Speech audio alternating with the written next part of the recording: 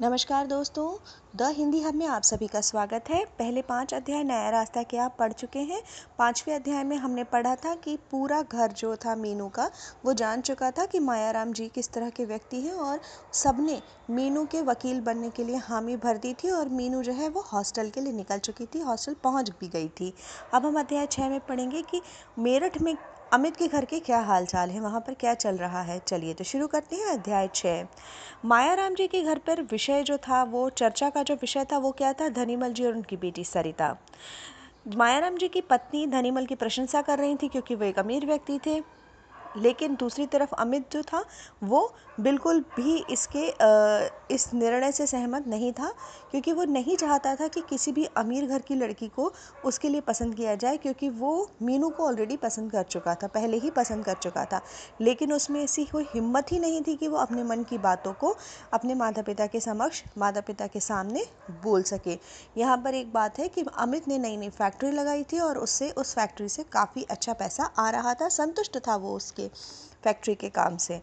एक दिन उसने माँ के सामने कहने का साहस किया। देखिए, इसका एक चरित्र चित्रण जब आता है तो आप लिख सकते हैं कि वो अपने माता पिता के सामने कुछ नहीं बोल पाता था, अपने मन की बातें, ठीक है। तो एक दिन लेकिन उसने पूछ लिया कि माँ, तुम सरिता से ही मेरी शादी क्यों करवाना चाहती हो? क्या तुमने उसे देखा है? क्या मतलब तुमने सरिता को देखा है क्या? वो बहुत सुंदर है। तुम क्यों उतावली हो रही हो? क्यों इतनी ज़्यादा मुझसे शादी कराने के लिए इतनी उतावली हो रही हो सरिता के साथ? उसकी माँ ने क्या जवाब दिया? उसकी माँ ने कहा, मैंने देखा नहीं है लेकिन फ़ोटो तो अच्छा है। तो वो उससे बोल रही, क्या बुरी दिख रही थी क्या? तो उसने कहा, अमित ने, कि मीनू भी देखने में क्या, मतलब वो भी अच्छी तो थी और पढ़ी लिखी थी, अच्छे ख़ानदान की थी, सारे काम करने में चतुर थी। और वो कह रहा है कि अब वो कन्विंस करने की एक तरह से कोशिश कर रहा है अपनी माँ को कि मीनू एक कुशल गृहिणी। अब यहाँ माँ भी समझ रही है कि अमित जो है वो सरिता की बजाय मीनू को पसंद कर चुका है। तो वो कह रही है, मुझे ऐसा लगता है कि मीनू ने तुम्हें पूरी तरह से आकर्षित कर लिया है। आकर्षित की स्पेलिंग अच्छे से देखिएगा। पता नहीं सरिता में तुम्हें क्या कमी दिखाई देती है। तो अब वो अमित कह रहा है कि मुझे सरिता के अंदर कोई कमी नहीं दिख रही, लेकिन जब हम मीनू को पसंद कर चुके थे और उसको फिर ऐसे मना कर दिया तो उसके दिल पर क्या बीतेगी, ऐसा कहकर वो उदास हो जाता है। तो वो कह रही है उसकी माँ कि इतना क्या सोच रहे हो अब तुम मीनू के बारे में? तुम हमारे इकलौते बेटे हो, एकमात्र पुत्र हो। एक ही बहू हमारे घर पे रहेगी, एक बेटा है तो एक ही बहू आएगी। अब जब बहू एक ही आएगी तो हम भी उसे अच्छे से पसंद करके लाएंगे। फिर यहाँ वही हमेशा सुनते होंगे कि शादी गुड्डे गुड़िया का खेल थोड़ी ही है, जब चाहे कर लो, जब चाहे छोड़ दो, ज़िंदगी में एक ही बार विवाह होता है, ऐसा उन्होंने कह दिया। मैं भी तो यही कह रहा हूँ माँ कि शादी ज़िंदगी में एक बार होती है। हम इतने बड़े घर की लड़की को लेकर आएंगे तो वो क्या तुम्हारे काम में मदद करेगी? तो उसने कहा, उसकी माँ कह रही है कि यदि बहू काम नहीं करेगी तो क्या हुआ, नौकर रख लेंगे, क्या ज़रूरत है बहू जो काम करे आके। क्योंकि यहाँ माँ जानती थी कि सरिता बड़े घर की लड़की है तो नेचुरली वो नौकर वोकर लेकर आएगी अपने साथ, या वो इतने पैसे देंगे तो ये नौकर रख लेंगे। तो उसकी माँ यही कह रही कि सरिता तो इतने अमीर घर की है, उसको कहाँ काम आता होगा, उसके घर में तो बहुत सारे नौकर काम करते होंगे।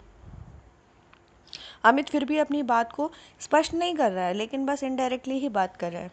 वो कह रहा है कि तुम समझती नहीं हो माँ, देखती नहीं मौसी की हालत। मौसी यानी उसकी माँ की बहन।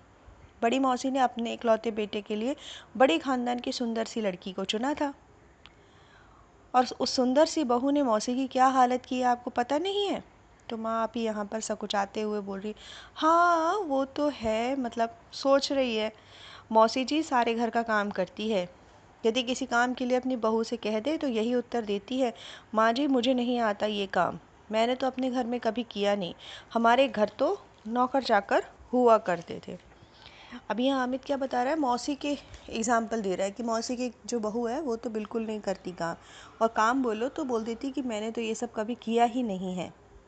घर के कामों से मौसी की बहू को कोई मतलब ही नहीं है, वो हमेशा घर के काम छोड़ के क्लब जाने में बहुत उत्साहित नज़र आती है। मतलब घर के काम तो उसे करने नहीं होते हैं, बस क्लब जाती है वो हमेशा। अब तो वो मौसी की जो बहू है वो बच्चे की माँ भी बन गई है, लेकिन अभी भी वो क्लब उसे बहुत प्यारा लगता है। बच्चे को अपनी सास के पास छोड़ देती है और क्लब चली जाती है। एक दिन मैं मौसी जी के घर गया था। मौसी जी को तेज़ बुखार था। उस तेज़ बुखार में भी वो घर का सारा काम कर रही थी और बच्चे को भी संभाल रही थी। मुझे तो बहुत दया आई थी माँ उन पर।